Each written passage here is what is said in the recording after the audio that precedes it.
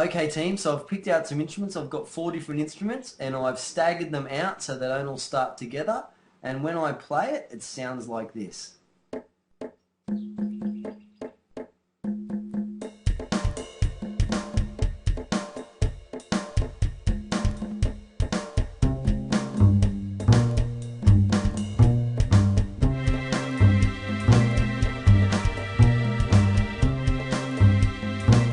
Okay, now the next thing I want to show you is that each one of these tracks has its own volume slider. So we can make things louder or softer to make them in balance. And normally I'd be playing the song while I'm doing this, so I'll do that now. I just can't talk to you at the same time. So I'm just going to do that now, play the song and adjust my volumes to get it a bit more in balance. Alright, let's do that.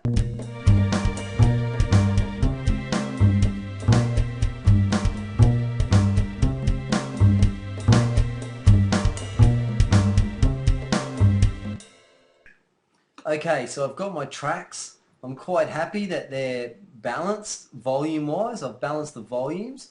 Now, one other thing that I might like to do is I might like to record a real instrument. Okay, so if I go down here to this plus symbol here, that's going to create a new track for me, and I get some choices. If I had an electric guitar, I could create an electric guitar track. At the moment, all the tracks I've made so far have been software instruments.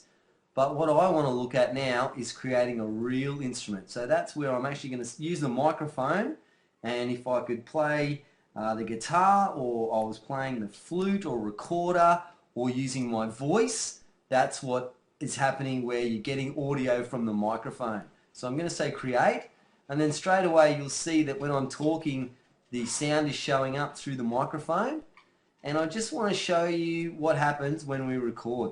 So when I click record, there's a few things that's going to happen. Number one, you can hear that click, click, click, that's the metronome. Number two is that the microphone can also hear this music. So if I was going to start recording and start like Mary had a little lamb, its fleece was white as snow, and everywhere that Mary went, the lamb was sure to go. Okay, so there's a few problems with this recording. Number one, you can hear that click, click, click. Alright, so, and I'll just show you really what the problem is. If I solo that recording, so if I click these little headphones so we're only hearing that recording track, here's what we've got.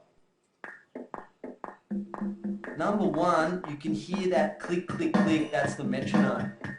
Number two is, alright, I'll show you the problems. The metronome we can get rid of, so I can come here and turn off the metronome if I want to, and that would take that click, click, click away, but that's still not solving my problem. The problem here is that when I'm recording a track and I'm recording my voice, the only sound that I want on that track is my voice. All this background music in the background, that's going to mean that if I ever wanted to cut like I did up here, cut and move pieces of my voice and put it in a different place, it's not going to work because it's got the music in the background as well. And that means I can't be free to edit.